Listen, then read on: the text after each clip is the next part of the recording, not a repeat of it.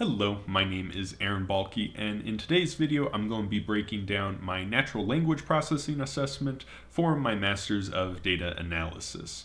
This assessment, I'm going to be using natural language processing in order to do sentiment analysis on product reviews. That way we can see if a review, using the words and language of the review, are we able to tell if they enjoyed the product or did not. So here we go.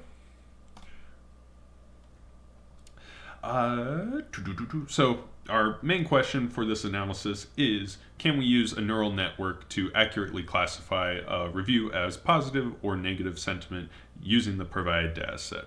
The provided dataset is a bunch of Amazon, IMDb, and Yelp reviews that are, the review is included, and then a score of either 0 or 1, positive or negative sentiment is given. And if we're able to classify the sentiment of the reviews with a 75% or greater accuracy, then we can add a new sentiment feature to the dataset in order to know, you do further analysis to figure out if people are enjoying the product or not, and see future steps to do more business analysis on those products. And the main technology we're going to be using a neural network, which is a type of learning model, a learning model that uses different nodes and neurons to assist in predictions and classifications.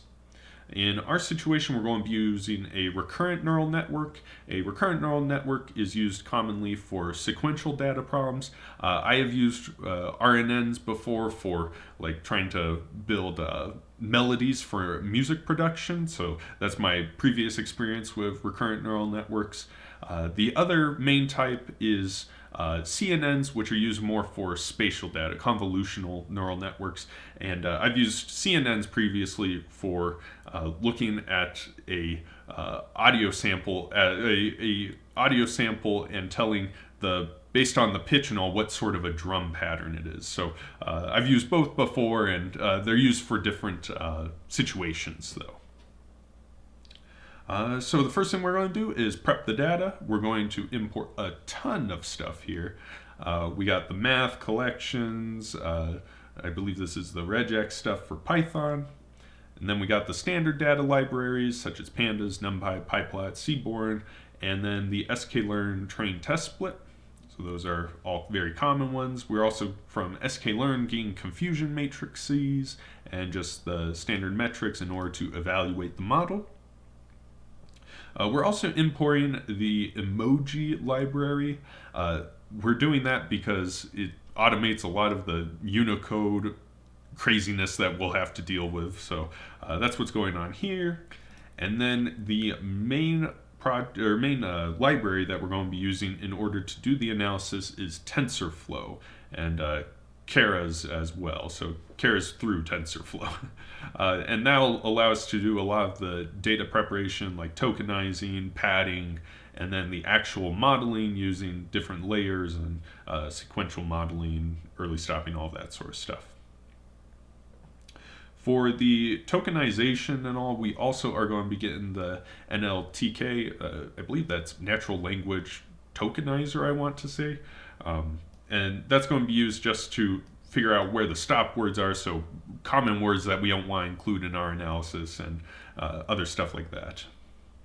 Then we're going to import the data. We're importing the data from text files, so we do need a delimiter, which in our case are tabs, and we have the column names, which is review and type, and the encoding is UTF-8.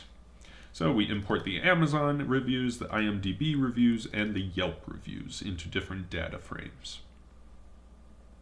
Next thing I did is set the random seeds to for NumPy and TensorFlow. To be honest with you, there was still a lot of randomness from just randomized weights that you can't really change or affect, and I don't even believe you really would want to, and so there are some aspects that still will be a little random, but at least what we can control, we have controlled. Then what I do is I add a source feature to each of the data frames. This is just so that if we really wanted to see where the record came from, we are able to see if it came from Amazon, IMDb, or Yelp. Then I merge all 3 data frames into one called df merged. And now on to the actual analysis. So the first thing we're going to do is check for unusual characters. We want to make sure that we're not mixing up Unicode, ASCII stuff. We want to make sure we don't have emojis like we did previously. We want to make sure we don't have any weird space characters that we don't want to get confused with everything else, you know. So what I did was I printed off every unique character in the data set in each record. I'm not entirely sure what the asterisk method or asterisk operator does. However, it's very handy when it comes to this stuff. So we were able to print off every unique character here. I did use a regex to get as many matching characters as possible. So that's all letters, a bunch of different chars, all that sort of stuff. The only unusual characters that weren't really standard were 3 that we weren't able to print out to the terminal, and then 3 special characters that are ones with like tildes and stuff like that on the top of them. And so with our unusual characters, I printed off the decimal values and went looking them up, and what it turns out is we have 2 white space characters, so /t, which is a tab, a /n, which is a new line character, and then some guard area characters. So this is the Unicode 85, 96, 97. These are guard areas. I don't really know what a guard area character is, but it doesn't print anything, so so that's just what we have to know. And then those 3 non-English characters as well. I did see that there were no emojis in the text. We only worry about emojis in here. What I decided to do in order to handle this is remove all of these unusual characters and all punctuation as well. So for our analysis, I figured since we just have English reviews, since we just are checking for sentiment, that we just can remove all non-alpha characters and non-spaces characters. And so that's what we got going on here using regex. And so we just set the review to be the review, but only with letters and spaces. And then I set the reviews to all be lowercase as well. And so this is using the data frame apply method, which is, I guess, sort of like a map, functional programming map and all. So that's what we got going on there. And then for the RNN model, we're going to need to know the vocab size in order to not make the dimensionality way bigger than it needs to be. And so we go on in here. I pulled most of this from DataCamp's natural language processing resources, and we were able to figure out that there were 5,301 unique words. Each word is going to be tokenized, and then we'll be using that data further later. We'll be using this number later on. The embedding size is important because we need to define how the dimensions in the model are being taken care of. And from my research using, it came from Google's developer blog actually, they said make it the square root of the square root of the vocab length. And so that's what we got going on here. So we were able to get down to an embedding length of 9. The next thing I had to check out was the maximum sequence length. And the sequence length is the review, a sentence. And we want each, we are going to need to have a fixed size for all of the sequences that we're putting into the RNN model. They can't be variable size. We can't have one inputted value be only 3 tokens wide, while one other one is 100 token wide. So we're going to need to pad our sentences, and so we need to figure out what the biggest what the biggest review was, which we found one that was 1,282 words. So that's what we got going on here. I should have done this earlier, but I did decide at this point to remove the stop words. So we go back and review all the stop words. Stop words are words that are just sort of in every sentence. That they don't really have meaning beyond just sentence structuring and grammar. So like the word "the" is going to show up in positive and negative reviews all over the place. The word is going to appear in many reviews, and including those words does not add anything to our analysis. So we remove all of those stop words using a data frame apply, using a lambda function as well. So that's what we got going on here. Then we run all of the previous analysis again. We were able to get the vocab size down to 5,179, so I believe that was about 200 words we were able to remove. That means our embedding length can get down to 8, and after removing stop words, we found that that same review, our biggest review, went from being like 1,200 words to just 686. So he had a lot of stop words in there. Half of his review was stop words. So, but now we're down to a more reasonable sequence length. The next step will be to tokenize everything. Tokenization is the process of splitting our reviews into smaller chunks that are tokenized, where a number value is given to as a representation for a word. And so each word in our situation is being replaced by a number. I don't have a printout of it directly, but here's the padded version. Here's the important part where in this review, one of our words has been converted to the token 873, one has been converted to 874, 1441, etc., etc., etc. So that's the tokenization process. Then we are going to pad the data, and padding, as I had mentioned previously, the neural network needs to have all of the inputted data be a fixed length. And so padding the data with zeros will allow us to do that as well and have the fixed length input. The first thing we're going to do before doing the tokenization, though, is we're going to get a training test and validation split. The training test and validation split is a 60% training, 20% validation, and 20% test split. I did mess around with other sizes, and this just seemed to have the best results.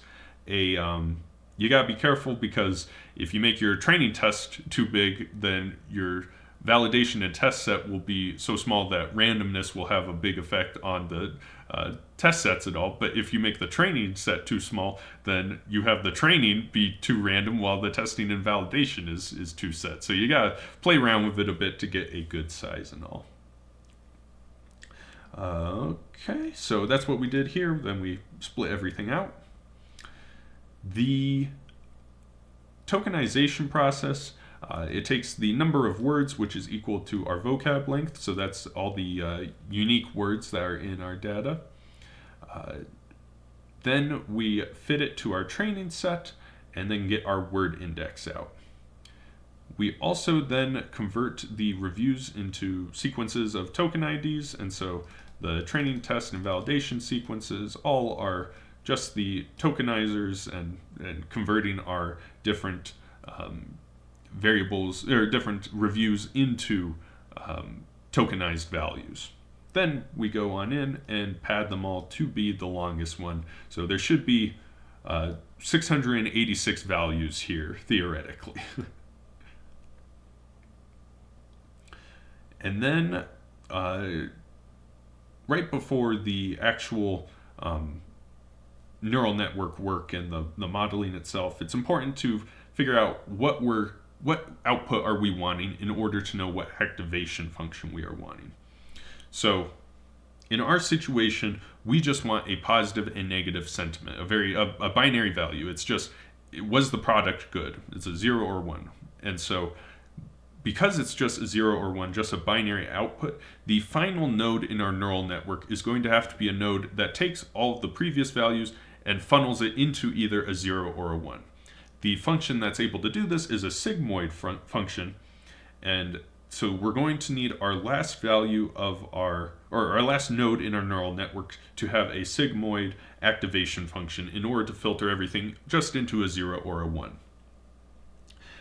When I was using a CNN model to model and predict drum patterns and drum audio samples, I needed the ability to have a output of prediction of either a kick drum, a snare drum, or a hi-hat. And in order to do that, I needed categories more than just a 0 or a 1, more than just a binary option. And in order to do that, we needed a softmax activation function. So a softmax activation function is used for categorical outputs, and a sigmoid function is used for a binary output. And that pretty much explains all the data preparation stuff going on here. And the last thing we needed to do for this assessment when it came to data preparation was export the data. So that's what's happening there. Now on to the fun part, the neural networking.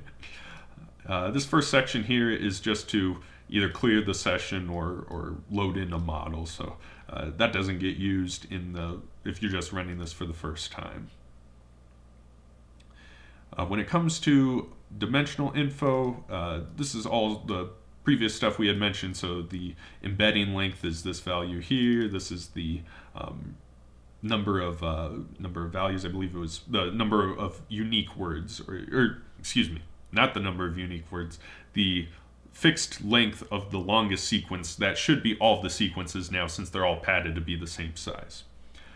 Since we're doing an RNN, recurrent neural network, we do want a sequential model. That's what it's called in TensorFlow Keras.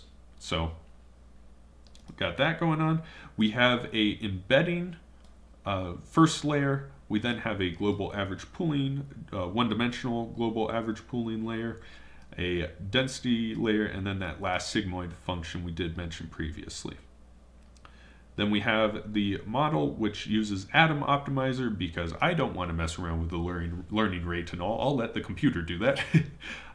Binary cross entropy, which we will talk about in a moment. And then we're going to use accuracy as our metric for compiling. Now, onto the actual architecture of our model. Sequential model was chosen because of the linear topology, because it's a recurrent neural network. When it comes to the first layer, which is the embedding layer, we're using that in order to turn the inputted integers, the inputted token values, into a dense layer of fixed size vectors. And that's used for the next layers because it needs to be vectorized as opposed to integer values. I already spoke on the required parameters, the token length, the embedded values, and all. The global average pooling layer converts the 3D tensor data types that those vectors, we convert the integers into three-dimensional tensor vectors, but then we need to drop it back down to be two-dimensional. We do not need the super expansive three-dimensional tensor data. We just need the flattened 2D data, because everything beyond that is unnecessary in our situation. So that's what the global average pooling layer does. The next layer we have is a density layer, and this has 6 different nodes in it. And I experimented with different sizes and different amount of nodes. 6 seemed to be optimal in our situation. And we are using a ReLU activation function in order to keep the magnitude of the values strong. We don't want to have a vanishing gradient problem. We don't want to slowly have our values diminish until they disappear and don't mean anything. In our situation, since we only have 2 density layers, would this really happen? Probably not, but we don't want that to be a problem. And as mentioned previously, the final density layer uses a sigmoid activation function in order to have one final binary node. So when we look at it, it is just one last one with a sigmoid function. just to speak on when I did my drum classification model, when it was a categorical output we needed, it was a softmax here, and then the amount of different drum types here. So that just kind of gives you an idea of the differences between categorical and binary outputs. So those are the layers we're using. When it comes to the compiling of the model, Atom Optimizer is being used because it automates a lot of that, and so I don't need to worry about that. And it's also good for a noisy data set, which we will find out this data set is definitely a noisy data set. Excuse me. We are using binary cross entropy in order to facilitate a loss function. The reason for this is cross entropy is used for probabilistic distribution models. So the model doesn't actually say what type of value, what if it's a good or bad sentiment. What it comes out with is the probability of it being good or bad, and then using the sigmoid function at the end, we say, all right, well, if the probability is higher that it's a good review, then it must be a good review. That's how we're splitting it up. So that's how the modeling is working. And as such, the cross entropy is used in order to validate the model. In our situation, we're using binary cross entropy since we do just have a binary output as a sigmoid function there at the end.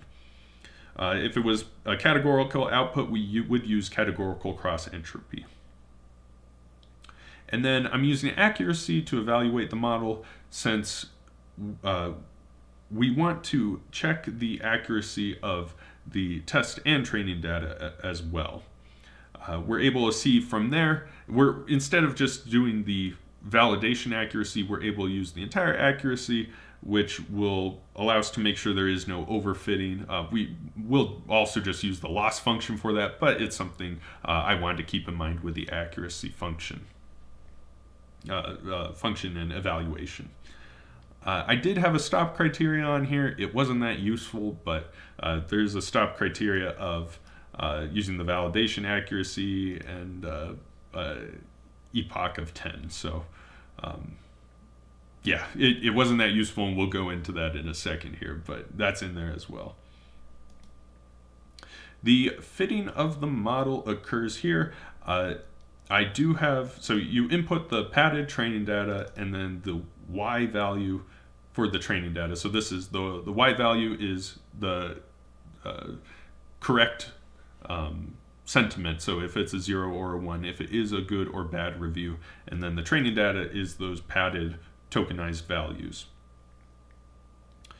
We got the callbacks, which is that stop criterion, and then we got the validation data, which is that same sort of story as the training data. Then we run on 75 epochs here. You will notice that the stop criteria did not occur. It did not hit it. And the reason it didn't hit it is so 10, a patience of 10 on a stop criteria is pretty high in our situation. And the reason I didn't lower it is because if I lowered it, I ran into problems where it would just stop immediately, only do 3 or 4 epochs and not do enough to begin to get accurate. It didn't give itself a chance to get accurate. But then if I raised it to 10, it just would never hit that stop criteria. So I do believe this is because of how I set up the neural network to only have that one density layer. I believe if I had more, it would have taken less epochs in order to become accurate, and that would have meant we could have a lower stop criteria. But in our situation, I did not have that. We will see, though, that that's not too big of a worry when it comes to the actual model. And then let me show you how it outputted. So the orange values are the validation set, and the blue values are the training set. And this accuracy values, we can see that it does, like I was saying, if you set the stop criteria too low, I mean, it'll only get 10 reviews in without any increase. But it takes up to 50 epochs in order to finally get super accurate. It gets up here to almost 95-96% accuracy, but if we don't give it enough epochs, it won't ever get there. So another thing that you can tell from the accuracy graph is the validation accuracy is hopping all over the place for a lot of this. This is caused by either two things. Either one, a lot of randomness in the data, or two, overfitting. Those are the only reasons why you would have a validation set going so crazy up and down, leading up to higher epochs. So I did have concerns about overfitting, but the nice part is our binary cross entropy loss plot here tells a different story, which is that our validation is meeting our training set perfectly. If we started to see this validation binary cross entropy become shallow and not follow the line, if it started to flatten out, then that would imply that there was overfitting occurring. And so having this validation line follow our training line perfectly tells us we are not having overfitting. And what that means is this accuracy hopping all around in our accuracy for our validation, that means that this is caused by randomness in the data and not by overfitting. So the other thing that you're unable to see here is I did run this many a times using different random values and all, and it very much was all over the place. Like this is the generalized what happened every time, but there was some of these that it would take 40 epochs of no accuracy being increased and then all of a sudden jumping up all the way, or sometimes it started immediately and was fine. And that also leads to the same conclusion that there's just a lot of randomness in this data set. Maybe there is not enough data in order to make this make the accuracy a shallow or a smooth line, if that makes sense. The next thing I wanted to do was check the predictive accuracy. If we used the validation split in order to check the accuracy, it already saw it in order to check the validation or to validate the accuracy in this situation. And so if we use the validation set again, it would have seen it already, which means it would have been more accurate than it actually was. So that's why we did the test split earlier as well. So we're going to use the model that's already been fitted, this model here, and we're going to make a prediction using the test data. Using that test data, we also output a confusion matrix in order to plot the to evaluate the model, and we also have our confusion matrix evaluation metrics. And as we can see, it's able to accurately predict negative sentiment in this top column and positive sentiment in this bottom right column. This means that the model is accurately splitting, it's able to split the distributions of the negative sentiment and positive sentiment reviews. And so as we can see, the accuracy is 83%. So it has 83% of the time it's able to accurately predict if a model has positive sentiment. In my opinion, this is really great. This is super functional. It's able to, with 83% accuracy, tell on data it's never seen before if the model, or if the data and record and review have a positive or negative sentiment. So I'm very happy with this. There was, as I mentioned, a lot of noise in the data set, which is why we have this hopping all around. So mileage may vary depending on how it's modeled and all the random weights involved in that. But in general, this model does work for getting the sentiment of the reviews. And yeah, as I had mentioned, if we had a different neural network, maybe with more layers and less aggressive layers, more layers but less aggressive ones, maybe we could get it done in less epochs and all that sort of stuff. But I'm just happy it works. So that is my natural language processing assessment for my master's in data analytics. I hope you enjoyed this presentation and have a good one.